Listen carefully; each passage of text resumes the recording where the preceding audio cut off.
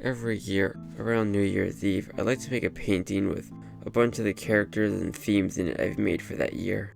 Unfortunately, it's been getting a bit harder since I keep making more characters. This is probably my biggest New Year's Eve painting. I don't know how many characters I have at this point, but considering I started Blobby Adventures around, I think 7 years ago, I probably have like at least 100 by this point. Anyways, this painting took quite a while to make, mainly in the planning part. I actually had the idea for the layout of this picture last year, but I just realized it was going to take too long, so I gave up and went with a more simpler approach. I also tried this year to make all the characters doing something a bit more than just standing around. I wanted to make them interacting with each other or the world in some way. I really had to plan out where everyone would be and how they would all fit together. In the end, I don't think I did the best job because there are quite a few gaps around the picture that could have been filled, but it's definitely better than the last few years.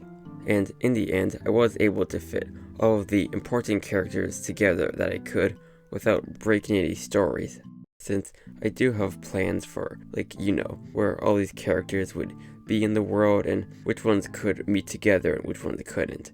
So because of that, I did have to limit a few characters, but other than that, they're all here. I also want to play around with different styles and themes this year. In the previous years, I always thought that there would be this one type of style that I'd use for everything, but I think now I've realized that that's not the case. I'm always just going to be playing around with different types of styles and drawing things, and so I really want to go forward with that this year. Another thing I'm excitedly worried about to see this year is what happens with AI, since that's been moving fairly quickly. I remember just a few years ago using, I forget what it's called, like VQGAN or something. That was the first AI model that I heard of.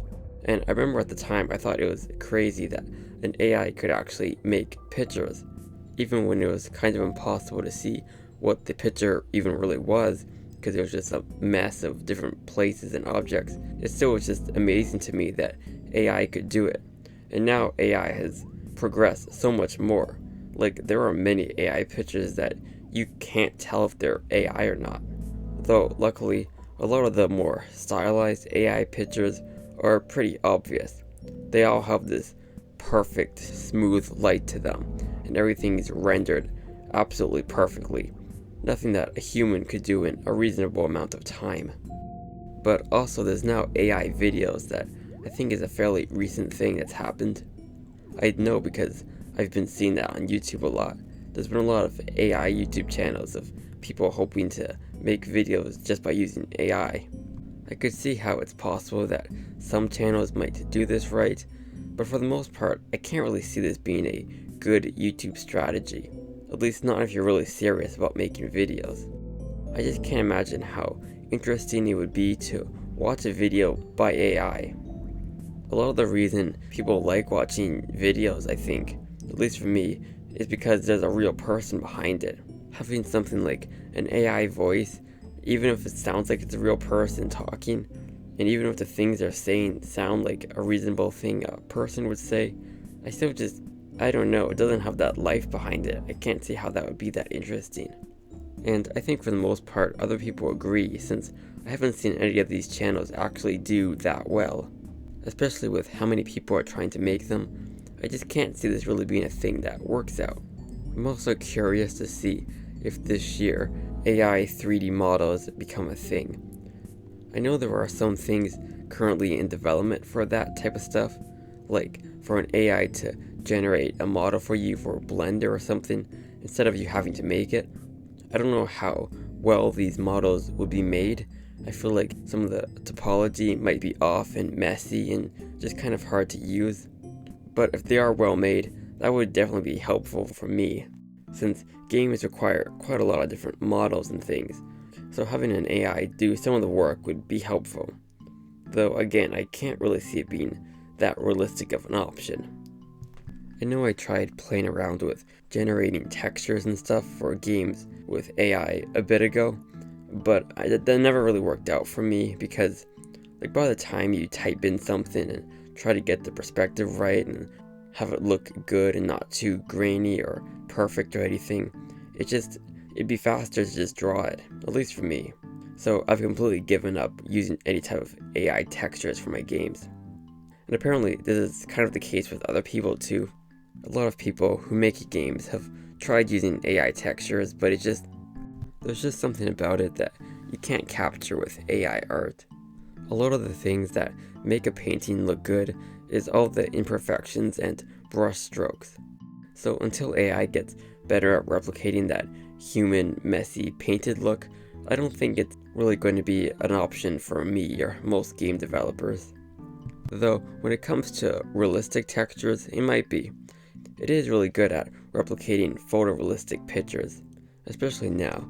I know I've seen some of just humans that you can't tell are AI, which if you can replicate a human image and you can't tell it's AI, that's pretty good. Anyways, the painting's almost done by now, and as you can see, it's a big one. I'm really not sure what I'm going to do for the end of 2024, since I know I'm going to have even more characters by then. I may have to do something different, since this is going to get a bit hard to continue doing this every year. One thing I wish I added in this picture that I did with the last few were fireworks.